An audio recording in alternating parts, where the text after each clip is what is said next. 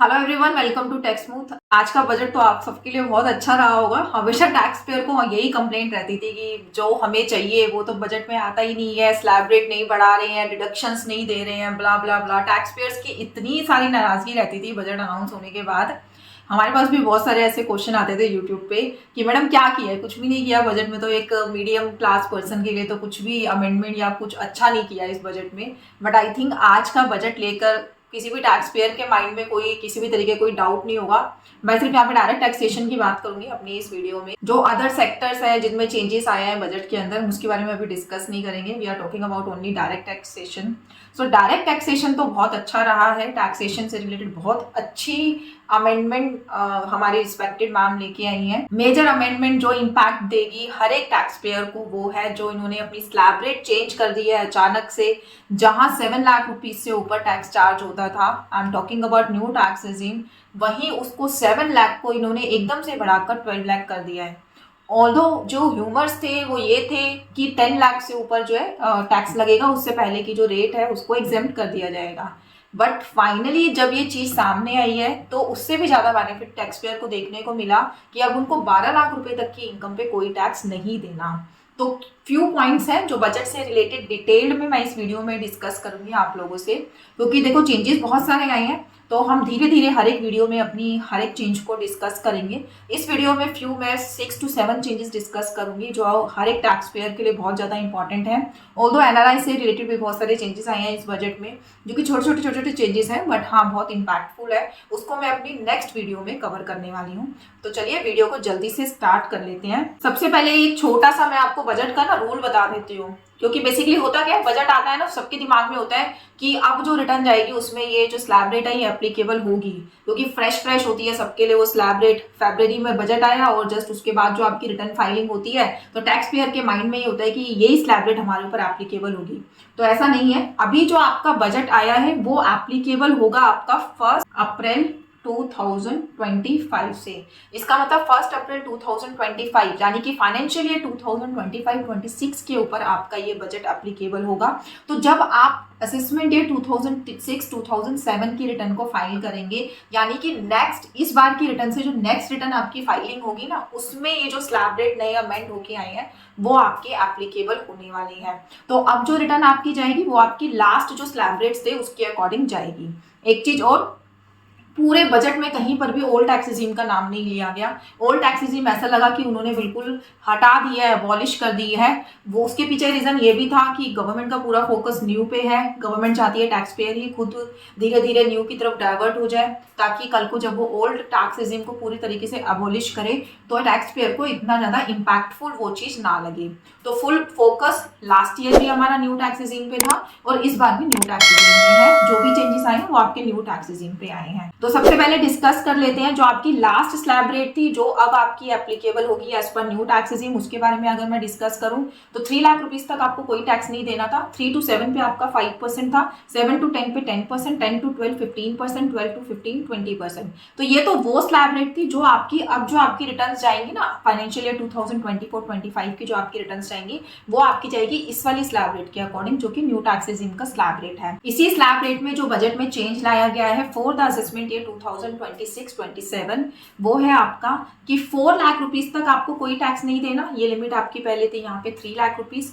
4 to 8 lakh rupees के ऊपर आपको 5% टैक्स पे करना है। 8 to 12 लाख के बीच में आपको 10% टैक्स पे करना है। 12 to 16 लाख के ऊपर आपको 15% टैक्स पे करना है। 16 to 20 के ऊपर आपको 20%, 20 to 24 25%, 24 एंड अबव 30%। तो जहां आपका 30% का स्लैब रेट पिछले साल तक 15 लाख पे आके आपका रुक रहा था, वो अब आपका सडनली बढ़ गया है 24 लाख तक। इसका मतलब है 24 लाख रुपीज से ऊपर जो लोग इनकम अर्न कर रहे हैं उनको अब चार्ज होगा 30%, जबकि यही रेट पहले आपका था 15 लाख। अब यहाँ पे डिस्कस कर लेते हैं वो 12 लाख वाली चर्चा जो अभी बजट में की गई कि 12 लाख रुपए की इनकम पे आपको कोई टैक्स पे नहीं करना। तो जब मैं 12 लाख की यहाँ पे बात करूंगी तो इसका मतलब है यहाँ पर पिक्चर में आ गया हमारा सेक्शन 87A। सेक्शन 87A तो एक ऐसा पॉपुलर सेक्शन है, लास्ट 1 मंथ क्या पिछले 3 या 4 मंथ से ये सेक्शन बहुत ज्यादा पॉपुलर हुआ है। 87A में क्या होता है कि आपको टैक्स की रिबेट दी जाती है एक पर्टिकुलर स्लैब तक, कि इतने से नीचे की अगर आपकी इनकम है तो इतनी उसको पे ऊपर आपको टैक्स का रिबेट दिया जाएगा और आपको कोई टैक्स पे करने की जरूरत नहीं होगी। तो यहाँ पर भी जब गवर्नमेंट बार बार ये बोल रही है कि 12 लाख रुपीज तक आपको कोई टैक्स नहीं पे करना, जबकि स्लैब रेट में तो 4 लाख रुपीज से ऊपर आपको टैक्स पे करना है, इसका मतलब ये है कि इस थर्ड नंबर वाली स्लैब रेट पे गवर्नमेंट ने लगा दिया है 87A की रिबेट। मतलब अगर आपकी इनकम 12 लाख से कम है या 12 लाख रुपीस है तो आप 87A की रिबेट क्लेम करके अपने टैक्स को नील कर सकते हैं, ऑल्दो आपके ऊपर रिटर्न फाइलिंग की लाइबिलिटी है। दोनों अलग अलग चीज है। आपकी स्लैब रेट में 4 लाख रुपए से ऊपर आपको टैक्स पे करना है as per slab rate, but अगर वही इनकम आपकी 4 लाख से तो ज्यादा है बट 12 लाख से कम है तो वहां पे पिक्चर में आता है हमारा 87A का रिबेट, जो आपको अगर यहाँ पे मिल जाता है 12 लाख से कम आपकी इनकम होती है तो आप हो जाते हो एग्जेम्प्ट टैक्स के लिए। बट आपको रिटर्न फाइल करनी है अगर आपकी इनकम 4 लाख रुपीज से ज्यादा है तो। यहाँ पर टैक्स पेयर के माइंड में बार बार ये कंफ्यूजन रहती है कि क्योंकि मेरी इनकम 12 लाख से कम है तो मेरे को रिटर्न फाइल नहीं करनी, जो कि अभी तक 7 लाख पे कंफ्यूजन रहती थी वो, बट ऑब्वियसली बात है नेक्स्ट ईयर पे 12 लाख पे कंफ्यूजन बन जाएगी कि गवर्नमेंट ने तो 12 लाख तक टैक्स पे करने के लिए मना किया हुआ है। तो यहाँ पे मैं कंफ्यूजन क्लियर कर रही हूँ कि गवर्नमेंट की ने जो स्लैब रेट दी है 4 लाख से ऊपर आपको टैक्स पे करना है, वो बात अलग है कि आपको 87A का बेनिफिट मिल रहा है तो आपका कोई टैक्स नहीं बनेगा। 87A का बेनिफिट अगर मैं पहले वाले टैक्स स्लैब रेट को देखूं तो आपको मिलता था 25,000। हम टोटली न्यू टैक्स रिजीम की बात कर रहे हैं इस वीडियो में। वही बेनिफिट अब आपका बढ़ के हो गया है 60,000।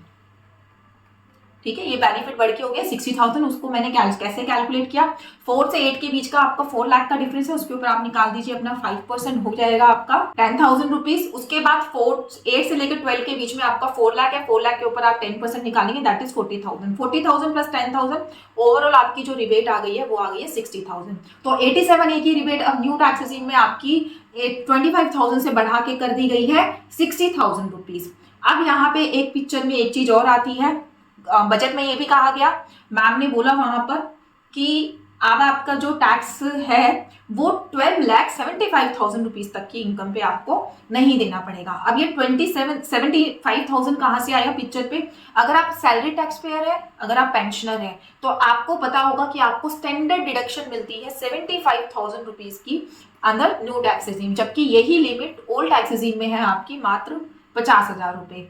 पहले न्यू में भी आपकी 50 थी, फिर उसके बाद लास्ट बजट में इसको बढ़ा के कर दिया गया 75,000। ऑल्दो ये अभी तक जो भी टैक्स पेयर्स हैं उन्होंने अवेल नहीं करी है, क्योंकि अब जो रिटर्न्स जाएंगे उसमें ये रिडक्शन जो है इंक्लूड होके आएगी।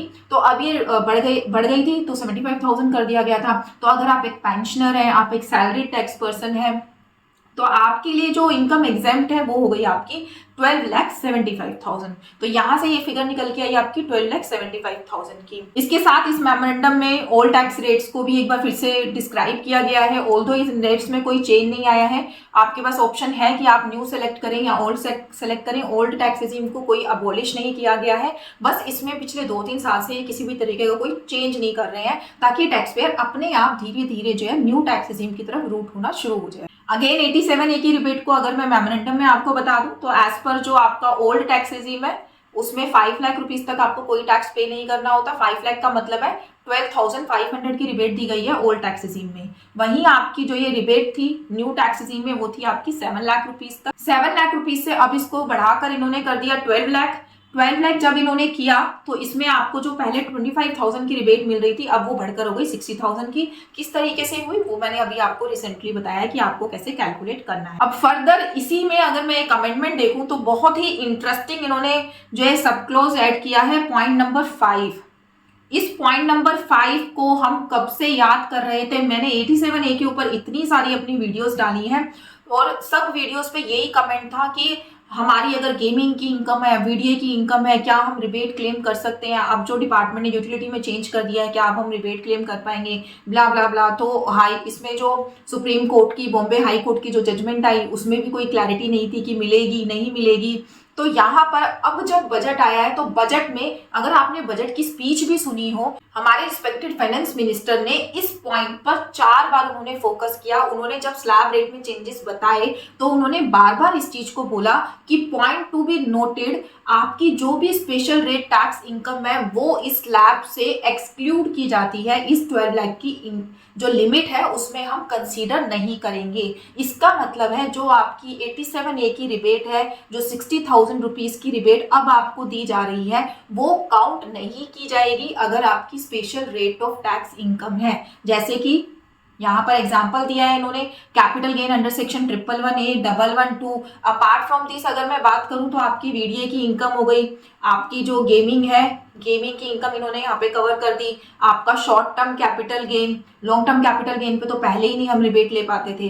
तो जितनी भी आपकी स्पेशल रेट टैक्स इनकम है उसके लिए ये स्पेशल इन्होंने पॉइंट नंबर 5 डाल दिया है कि अब आपके पास कोई कंफ्यूजन का जरिया ही नहीं है। अब बातें बिल्कुल क्लियर है कि कोई भी इनकम आप अर्न कर रहे हो जिसपे स्पेशल रेट टैक्स लगना चाहिए तो आपको ये रिबेट जो है 87A की उस इनकम के लिए नहीं मिलेगी। अब यहाँ पे मैं एक और आपको जो है ना एक लूप होल बताती हूँ। टैक्स पेयर ना अभी तक पिछली बार 70% टैक्स पेयर ने न्यू टैक्स रेजिम में रिटर्न को फाइल किया है, 30% ने ही सिर्फ ओल्ड में किया है। अब जब इतना बेनिफिट इस स्लैब रेट में मिल गया न्यू के अंदर, तो इस बार का डाटा लगता है कि 90 से ऊपर टैक्स पेयर जो है न्यू टैक्स रेजिम में जाएंगे, बैलेंस आपके ओल्ड में जाएंगे। और ओल्ड में जाने वालों के पीछे एक कारण यहाँ पे होगा क्योंकि ओल्ड टैक्स रेजिम में स्पेशल रेट टैक्स की इनकम पे उनको जो रिबेट है 87A की वो मिलेगी या नहीं मिलेगी, बजट में उसकी क्लैरिटी नहीं दी गई है। और अगर मैं ओल्ड टैक्स रेजिम देखूं तो वहां पर आपको 87A की रिबेट मिलती है, स्पेशल रेट टैक्स पे भी कुछ सेक्शंस हैं जिन पे आपको मिलती है, मैं उसको डिटेल में यहाँ पे डिस्कस नहीं करूंगी। तो ऐसे टैक्स पेयर जिनको स्पेशल रेट टैक्स की इनकम होती है, जो गेमिंग में डील कर रहे हैं, जो वीडीए में डील कर रहे हैं और उनका प्रॉफिट बहुत ज्यादा नहीं होता, उनका प्रॉफिट स्लैब रेट से कम ही रहता है, लेट्स सपोज 5 लाख से कम रहता है, तो ऐसे टैक्स पेयर वो टैक्स पेयर होंगे जो ओल्ड टैक्स रेजिम अभी भी ऑप्ट करेंगे। क्योंकि ओल्ड टैक्स रेजिम में जो 87A की रिबेट थी वो आपको मिल रही थी। आने वाले टाइम में डिपार्टमेंट को इस चीज को हो सकता है कि ये पॉइंट अभी उन्होंने कंसीडर नहीं किया है, आने वाले टाइम में उनके माइंड में ये पॉइंट आ जाए कि हमने इसके बारे में तो कुछ मेंशन ही नहीं किया, कोई चेंज आ जाए तो मैं कुछ नहीं कह सकती। अदरवाइज ऐसे टैक्स पेयर जिनकी छोटी मोटी इनकम होती है गेमिंग से, वीडीए से, वो अभी भी ओल्ड टैक्स रेजिम को ऑप्ट करेंगे क्योंकि उनको वहां पे मिलेगा 87A की रिबेट का जो बेनिफिट है वो उनको वहां पर मिल जाएगा। आई होप मैंने ये पॉइंट सबको क्लियर कर दिया है। मैंने इन 2 पॉइंट्स पे इसीलिए इतना टाइम लगाया क्योंकि ये 2 पॉइंट्स ऐसे हैं जो हर एक टैक्स पेयर को इम्पैक्ट कर रहे हैं। अब एक ऐसे सेक्शन की बात करूंगी जिसके बारे में अभी तक किसी को इतना नहीं पता था, लेकिन 28 जनवरी के बाद बहुत से ऐसे टैक्स पेयर्स हैं जिनको इसके बारे में पता लग गया। जब बहुत सारे टैक्स पेयर्स को मैसेजेस रिसीव हुए डिपार्टमेंट की तरफ से कि आपने पॉलिटिकल पार्टी से रिलेटेड डोनेशन करी थी और अब आपको लगता है आपने ये मिस्टेक करी थी, तो अपनी रिटर्न को अपडेट कर लीजिए, ITR जो फाइल कर लीजिए सेक्शन 139(8)A। ये सेक्शन पहले इतना पॉपुलर नहीं था, लेकिन 2 दिन पहले जब ये SMS आए ना तब ये सेक्शन बहुत ज्यादा पॉपुलर हो गया आपका। तो इसीलिए इस सेक्शन पे भी मैं यहाँ पे डिबेट करना चाहूंगी।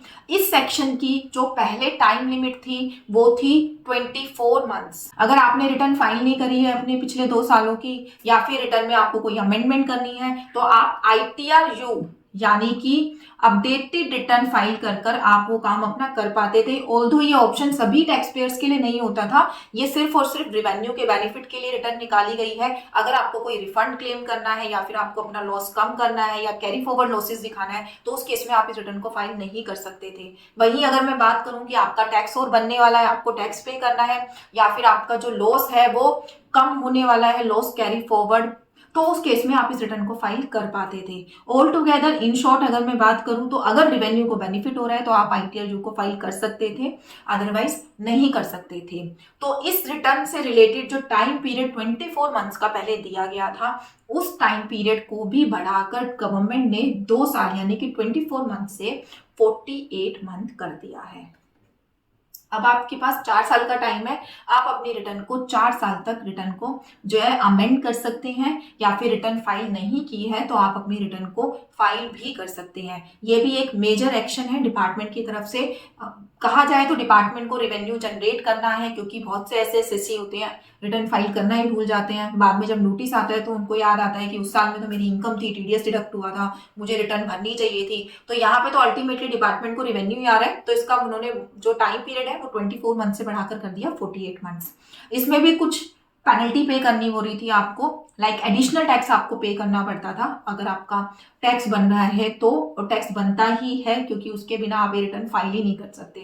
तो पहले था कि अगर आपने डिले 12 मंथ्स तक किया है तो आपको जो है तो आपको 25% एक्स्ट्रा एडिशनल टैक्स पे करना होता था, और अगर ये डिले 12 से 24 मंथ्स के बीच में चला जाता था तो आपको पे करना होता था 50% एडिशनल टैक्स। अब इसको इन्होंने स्लैब रेट बना दी है इसकी भी, कि अब अगर आपकी जो टैक्स है, अब अगर आपका टैक्स 12 मंथ से कम आपने डिले किया है तो 25%, अगर आपने 24 मंथ से कम किया है तो आपका 50%, अगर आपने 36 मंथ यानी कि 3 साल तो आपका है 60%, और अगर आपका ये 48 मंथ से कम है तो आपका जो पेनल्टी है, सॉरी एडिशनल टैक्स है, वो हो जाएगा आपका 70%। तो अगर आप 4 साल बाद अपनी रिटर्न फाइल करने के बारे में सोच रहे हैं तो याद रखिएगा 70% आपको एडिशनल टैक्स पे करना होगा गवर्नमेंट को। एक यहाँ पे छोटी सी अमेंडमेंट और मैं आपको बता देती हूँ कि ये जो 4 साल का टाइम है, 3 साल तो सारे एसएससीज के लिए अवेलेबल है, 3 साल बाद मान लीजिए आपको 148 कैपिटल ए का अगर आपको जो नोटिस की सीरीज है capital A B C D ऐसी अगर आपको इश्यू हो जाती है तो आप अपडेटेड रिटर्न फाइल नहीं कर सकते। यहाँ पे 3 साल बाद में ऐसा इसलिए कह रही हूँ क्योंकि जो 148 ए को इश्यू करने की जो टाइम लिमिट होती है वो 3 साल तक होती है, या फिर जो है 10 साल तक, मतलब इसमें इनकम का क्राइटेरिया है 50 लाख रुपीस की इनकम एंड ऑल। तो ये एक डिफरेंट सेक्शन है। अगर आपका 3 साल से पहले तो आप अपनी अपडेटेड रिटर्न फाइल कर सकते हैं। 3 साल के बाद मान लीजिए आपके 148 का जो है नोटिस इश्यू हो रहा है तो उस केस में आप अपनी अपडेटेड रिटर्न को फाइल नहीं कर पाएंगे। ये यहाँ पे इन्होंने पॉइंट नंबर 3 में क्लियर कर दिया है। ऑल्दो अगर आपके 148D अगर नेगेटिव आता है, प्रोसीडिंग्स वहीं पे रुक जाती है, आपका जो शोकॉज का रिप्लाई है वो उनको जेन्युइन लगता है, तो फिर आप कर पाएंगे अपडेटेड रिटर्न को फाइल। तो अभी तक बजट के हमने 3 मेजर टॉपिक यहाँ पे डिस्कस कर लिए हैं। एक और मेजर टॉपिक है आपका, वो है टीडीएस से रिलेटेड। टीडीएस से रिलेटेड पिछली बार भी बजट में काफी चेंजेस आए थे, इस बार भी काफी चेंज आए हैं। टीडीएस की जो स्लैब रेट्स हैं उनमें इन्होंने चेंज किया है कि मैक्सिमम लिमिट कितनी है, और आपको कुछ इसमें कंसेशन भी दिए गए हैं, वो भी एक बार देख लेते हैं। ये टीडीएस के रेट्स हैं जिसमें चेंज किया गया है। जैसे इंटरेस्ट ऑन सिक्योरिटी, पहले कोई थ्रेशोल्ड लिमिट नहीं थी, अब इन्होंने 10,000 फिक्स कर दिया कि 10,000 से ऊपर होगी तो डिडक्शन होगा टीडीएस का, अदरवाइज नहीं होगा। इंटरेस्ट यहाँ पर एक मेजर चीज आई थी सीनियर सिटीजन से रिलेटेड। बैंक को लाइबिलिटी होती है कि 50,000 रुपीज तक का इनकम हो जाए तो सीनियर सिटीजन का भी टीडीएस काटना होता है, बट इस लिमिट को 50 से बढ़ाकर उन्होंने कर दिया है 1 लाख रुपीज। सेम एज 40,000 था इंडिविजुअल के लिए, उसको बढ़ा के कर दिया इन्होंने 40,000 रुपीज, एंड 5,000 फॉर अदर्स जिसको बढ़ा के इन्होंने कर दिया है 10,000 रुपए। डिविडेंड के केस में पहले आपकी जो थ्रेशोल्ड लिमिट था जिससे ऊपर आपको टीडीएस डिडक्ट करना लाइबिलिटी होती थी, उसको 5,000 से बढ़ा के कर दिया गया है 10,000 rupees. Income in respect of unit of mutual fund and specified company, और म्यूचुअल फंड के केस में आपकी जो लिमिट थी वो 5,000 रुपीज की थी, उसको बढ़ाकर अब कर दिया गया है 10,000 rupees. Same as winning from horse race 10,000 थी पहले ड्यूरिंग द फाइनेंशियल ईयर, पूरे फाइनेंशियल ईयर की लिमिट थी 10,000 रुपीज। अब उसको सिंगल ट्रांजेक्शन में इन्होंने कन्वर्ट कर दिया कि 1 ट्रांजेक्शन आपकी 10,000 तक कंसीडर की जाएगी। का इंश्योरेंस कमीशन के ऊपर भी इन्होंने 15,000 से लिमिट को बढ़ा के कर दिया है 20,000 रुपीज। कमीशन, प्राइज और लॉटरी टिकट्स के ऊपर जो है 15,000 से बढ़ा के कर दी गई है 20,000। कमीशन ऑन ब्रोकरेज, इसके ऊपर भी आपकी पहले 15,000 की लिमिट थी, वो बढ़ा के कर दिया इन्होंने 20,000 लिमिट। एक है आपकी रेंट से रिलेटेड जो कि बहुत इंपॉर्टेंट अमेंडमेंट है, इसके बारे में जो है फोकस किया गया था पर्टिकुलरली बजट में। बार बार जो हमारे रिस्पेक्टेड फाइनेंस मिनिस्टर है उन्होंने, जो हमारी रिस्पेक्टेड मैम है, उन्होंने बार बार एक बात बोली थी कि जो रेंट की टीडीएस की लिमिट है वो हम 2,50,000 से बढ़ाकर कर दे रहे हैं आप 6 लाख रुपीज, बट उसको आप टोटल 6 लाख मत कंसीडर करिए, इसका भी पर्टिकुलरली ब्रेकअप है। पहले क्या होता था 2,50,000 की पूरे साल की रेंट देखा जाता था, अगर इतने से क्रॉस कर रहा है तो आपको टीडीएस डिडक्ट करना होता था। अब उसको लिमिट को इन्होंने कर दिया है 50,000 पर मंथ और पार्ट ऑफ द मंथ, मतलब आपको हर महीने 50,000 की लिमिट को देखना है। ओवरऑल लिमिट वो 6 लाख रुपीज की बन जाती है। इसीलिए बजट में बोला गया कि 2,50,000 से हमने बढ़ाकर 40,000 से बढ़ाकर हमने कर दिया 6 लाख रुपीज। जबकि यहाँ पे आपको मंथली लिमिट देखनी है कि 50,000 से अगर आपकी ज्यादा हो रही है तो आपको यहाँ पे टीडीएस को डिडक्ट कर लेना है, और पूरे साल की 6 लाख लिमिट तो आपकी देखी ही जाएगी। तो मिनिमम क्राइटेरिया भी यहाँ पे पर मंथ का फिक्स कर दिया गया है। सेम एज 194J सेक्शन जो आपका टेक्निकल या फिर प्रोफेशनल सर्विसेज के बारे में बात करता है, उसकी लिमिट अभी तक थी हमारी 30,000 रुपीज, उसको बढ़ा के कर दिया गया है 50,000। Income by way of enhance compensation, उसकी लिमिट 2,50,000 थी, उसको बढ़ा के कर दिया गया है 5 लाख रुपीज। तो ये जो टीडीएस के डिडक्शंस है कहीं पर भी रेट में चेंज नहीं किया गया है, जो रेट पहले था वही अब भी एप्लीकेबल होगा। बट जो एग्जाम्पशन की लिमिट होती है कि इतने से ऊपर आपकी एप्लीकेबिलिटी है टीडीएस को डिडक्ट करने की, उन सब लिमिट्स को जो है बढ़ा दिया गया है। एक और इम्पॉर्टेंट चेंज आया है टीडीएस और टीसीएस की रिटर्न में, वो है ये आपका सेक्शन जो 206AB एंड 206CCA, ये दोनों सेक्शंस जो है ओमिट कर दिए गए हैं, अबॉलिश कर दिए गए हैं। सेक्शंस क्या कहते थे, क्या ये चेंज आया है, मैं आपको बता देती हूँ। पहले क्या होता था, अगर आप इनकम टैक्स की रिटर्न को फाइल नहीं करते, पिछले 3 साल की आपने रिटर्न फाइल नहीं कर रखी, तो उस केस में आपके ऊपर जो है हायर टीडीएस डिडक्ट होता है। जबकि इससे पहले जो टीएनसी थी वो ये थी कि अगर आप पैन होल्डर नहीं है या फिर आपका पैन लिंक नहीं है, तो उस केस में हम आपका जो है आधा जो टीडीएस है वो हायर स्लैब रेट पे डिडक्ट करेंगे, दैट इज 20%। बट उसके बाद एक सेक्शन लाया गया, उसमें ये कहा गया कि जो क्लाइंट है उसकी 3 रिटर्न देखी जाएगी, वो नॉन फाइलर तो नहीं है इनकम टैक्स का। अगर उसकी में भी लिमिट थी कि उसका टीडीएस कटा हुआ है और उसने रिटर्न नहीं फाइल करी हुई, तो उस केस में भी उसका हायर टीडीएस जो है डिडक्ट होता था। बट यहाँ पे प्रॉब्लम फेस हो रही थी कि जिसको टीडीएस डिडक्ट करना है वो ये कैसे पता लगाए कि इसने रिटर्न फाइल करी है या नहीं करी है। तो उस जो प्रॉब्लम को देखते हुए ये जो क्राइटेरिया है चेक करने का कि रिटर्न फाइल करी है या नहीं करी है, इसको फिर से हटा दिया गया है। अगर आपके पास पैन नंबर नहीं है या फिर आपने अपना पैन नंबर नहीं दे रखा अपने एम्प्लॉयर का, तभी उसके ऊपर आप जो है हायर टीडीएस डिडक्ट करेंगे। जो रिटर्न चेक करने का क्राइटेरिया था उसको अब एबॉलिश कर दिया गया है। इसी के साथ एक चेंज और किया गया है टीडीएस में, वो है आपका बिजनेस से रिलेटेड। जितने भी लोग बिजनेस रन करते हैं उनके लिए वो एक इंपॉर्टेंट चेंज है। सेल ऑफ स्पेसिफाइड गुड्स के ऊपर जो टीसीएस की एप्लीकेबिलिटी थी 0.1%, उसको जो है अब एबॉलिश कर दिया गया है, हटा दिया गया है।